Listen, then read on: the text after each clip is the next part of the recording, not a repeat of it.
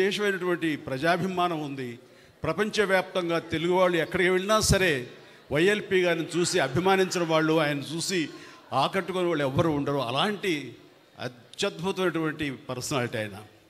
సాహిత్యపరంగా కానివ్వండి, రాజకీయంగా కానివ్వండి, ఏ రకంగా చూసుకున్నా సరే ఆయన ప్రేమతో కానివ్వండి అందరినీ ఆకట్టుకునేంత గొప్ప మనస్తత్వం ఆయనది.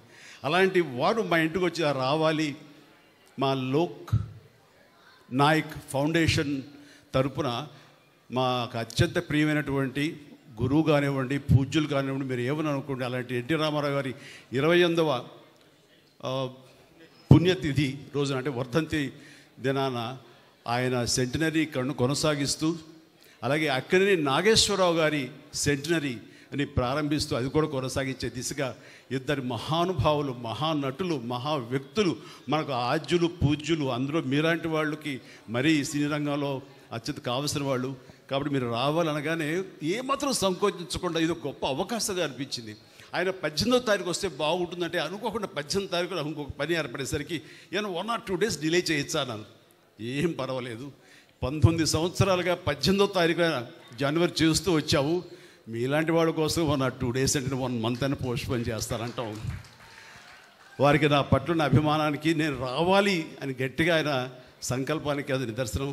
ఈ రోజున నేను ఎంతో సంతోషంతో వచ్చాను, అంతకంత ఆనందంతో ఇక్కడి నుంచి వెళ్తానని అనుకుంటున్నాను. ఇక రామారావు గారి గురించి పూజ్యులు, యుగ పురుషులు అండ్ మాలాంటి వాళ్ళకి దైవ సమానులు, అలాగే అక్కినేని నాగేశ్వరరావు గారు అదేవిధంగా ఆయన మాకు పూజ్యులు, మాకు ఆరాధ్యులు. అలాంటి వారి గురించి ప్రత్యేకంగా తెలియనిది ఎవరికి, ఏమని చెప్పాలి, ఎంతని చెప్పాలి. కానీ వారిద్దరితోటి ఇందాక క్లిప్పింగ్స్ చూస్తుంటే నా దృష్టిలో లేవు, అంటే కలిసి పనిచేశాను అని అనుకున్నాను తప్ప అవి విజువల్స్ చూసిన తర్వాత నేను ఎంత అదృష్టవంతుడిని. నేను ఈ సమకాలీన సినిమాల్లో కూడా ఉంటూ వారితో పాటు వాళ్ళు హీరోగా ఉన్నప్పుడు నేను తోటి హీరోగానో చిన్న నటుడుగానో నేను నా యొక్క ప్రస్తావన, నా ప్రయాణాన్ని కొనసాగించిన వారితో ఉన్న ఆ కొద్ది స్పేస్ సినిమాలో నేను తీసుకోవటం అనేది నాకు పూర్వజన్మ సుకృతంగా నటుడుగా నాకు అనిపిస్తుంటుంది. అది చాలా గొప్ప అవకాశం.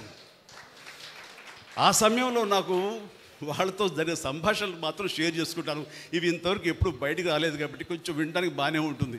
లేదంటారా, వారిద్దరూ సమంగా ఒకేసారి వచ్చారు ఈ ఫిల్మ్ ఇండస్ట్రీకి.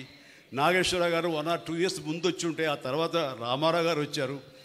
నాగేశ్వరరావు గారు పౌరాణిక చిత్రాల ద్వారా ఆయన డెబ్యూ ఫిలిమ్స్ ప్రవేశిస్తే సినిమాల్లోకి ఈయన మన దేశం అని మన రామారావు గారు సాంఘికంలో ఈయన సినిమాల్లో ప్రారంభించారు. అయితే ఆ తదనంతరం వితిన్ నో టైం రామారావు గారు పౌరాణిక జానపద చిత్రాల్లో ఆయన ఒక బ్రాండ్ అంబాసిడర్ అయితే, ఇక నాగేశ్వరరావు గారు సాంఘికంలో ఇక ఎదురులేని తిరుగులేని నాయకుడు ఆయన అయ్యారు. అలాగా ఆదరణ ప్రకారం, ప్రేక్షక ఆదరణ ప్రకారం వాళ్ళ యొక్క గమ్యాన్ని మార్చుకుంటూ వాళ్ళ ఆదరణ ఏ సినిమాల్లో ఏ కథల్లో ఉంటుందో ఆ రకంగా వాళ్ళు కొనసాగిస్తూ ఈ రోజున పరిశ్రమకి ఇద్దరు 2 నేత్రాలు, 2 కళ్ళు అని అనిపించుకుంటున్నారు. మాలాంటి వాళ్ళు ఇంకా ఆరాధనాపూర్వకంగా చూస్తున్నామంటే అది మన తెలుగు కళామ తల్లి చేసుకున్న పుణ్యం. అలాంటి బిడ్డల్ని కనటం, వారి తరపున తరువాత వారితో నటించడం అన్నది నాకు కలిగిన ఒక భాగ్యం. అది రామారావు గారితో నేను చేసిన సినిమా ఎదురులేని మనిషి, తిరుగులేని మనిషి. ఇందాక సినిమా చూసాం, చిన్న బిట్టు చూసినప్పుడు అందులో ఒక టేబుల్ ఉంటుంది, డైనింగ్ టేబుల్ మీద ఇద్దరు కలిపి ఫైట్ చేస్తూ విలన్స్ మీ ఇద్దరం కొడుతూ అక్కడి నుంచి దూకాలి. 3 అడుగులే కదా అనే ఉద్దేశంతో ఆయన చేయించి పెట్టి ఇద్దరు కలిపి జంప్ చేసి దూకాలి. నేను దూకేశాను. ఆయన ఆగిపోయా, బ్రదర్ ఏమది అని, ఏంటి సార్ అన్న, అలా దూకేస్తే అట్లాగా అన్ని డూపులు చేసుకుంటారు, మనం ఊనే అలా ఊపిస్తే సరిపోతున్నాను. నాకు ఎవరు చెప్పలేదండి. దూకిస్తేనాను 3 అడుగులే కదా అని దూకానన్నాను. లేదు బ్రదర్, ఆర్టిస్ట్ చాలా విలువైన జీవితం. అనుకోకుండా ఏదైనా సంభవిస్తే కనుక, ఏదైనా జరగకుండా జరిగితే టోటల్గా సినిమా ఎంత నష్టపోతారో, ఫైనాన్షియల్ కానివ్వండి, టైం కానివ్వండి, తోటి వాళ్ళ నటినట్లు వాళ్ళ సమయం కానివ్వండి, ఎప్పుడు జాగ్రత్తగా ఉండాలి.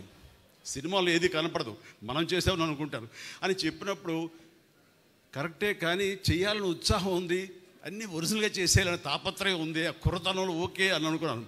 కానీ అదే 1 ఇయర్ తర్వాత సంఘర్షణ అనే సినిమా చేస్తూ సరిగ్గా 3 అడుగుల ఒక పొలం గట్టు మీద నుంచి విలన్ని తన్నేలాగా నేను ఎక్కి జంప్ చేసి తన్నాను. సరిగ్గా ల్యాండ్ అయ్యాను, కిందకి కాలు మడతపడింది. దాంతో 6 నెలల పాటు షూటింగ్ చేయలే నేను. ఆ తర్వాత లండన్ వెళ్ళాం, లివర్పూల్, అక్కడ మినస్కా స్టేర్ అయిందన్నారు, దానికి ఆపరేషన్ జరిగింది. సో ఎంత నష్టమైందంటే అంత ఇంత కాదు. అందుకని పెద్దలు ఎంత ఆలోచించి చెప్తారంటే అది మన గురించి, మన ఆరోగ్యం ఒక పక్కన పెడితే ఎంతోమంది మన మీద ఆధారపడి ఉంటారు. వాళ్ళందరి యొక్క బాగోగులు దృష్టిలో పెట్టుకుని ఆలోచిస్తారు, అది వాళ్ళ గొప్పతనం. ఆ తర్వాత ఆయనతో కూర్చున్నప్పుడు మామూలుగా ఈవినింగ్ అయ్యేసరికి గిజ్జలు వచ్చేస్తాయి, ఇంత బాసుమతి ఇది వస్తుంది ఇది. ఆ టైంలో ఆయన 2 బ్రదర్ కూర్చోండి అన్నారు. భయంగానే కూర్చుంటాం కదా ఆయన పక్కన. ఆయన ఒక బజ్జీ ఇచ్చారు, తీసుకున్నాను. తిందామంటే ఎక్కడ తినలేము. ఆ సమయంలో ఆయన ఒక మాట అన్నారు, బ్రదర్ మీరు బాగా అభివృద్ధిలోకి వస్తున్నారు, ఈ సంపాదించిన సంపద అంతా ఇనప మొక్కల మీద పెట్టద్దు, ఏదైనా మంచి హౌస్ కట్టుకోండి, ఆ తర్వాత స్థలాల మీద పెట్టండి, మనల్ని కాపాడేది అదే. మనం ఎక్కువ కాలం ఇక్కడ ఇలాగే ఉంటాము, ఇదే సూపర్ స్టార్ డమ్తో ఉంటాము, ఇది శాశ్వతం అని మాత్రం అనుకోకండి అని ఎంతో జ్ఞానంతో, ఎంతో జాగ్రత్తతోటి, ముందస్తు చూపుతోటి ఆయన ఇచ్చిన సలహా అంతా ఇంత కాదు. అప్పటిదాకా మంచి కారు కొనుక్కుందామా, ఇందాక మన కృష్ణదేవరాయ చెప్పినట్లుగా అప్పట్లో టయోటా సెరా అని చెప్పేసి తలుపులు పైకి తెరుచుకుంటాయి, వింగ్ టాప్ లాగా, అది చాలా ఫ్యాన్సీ.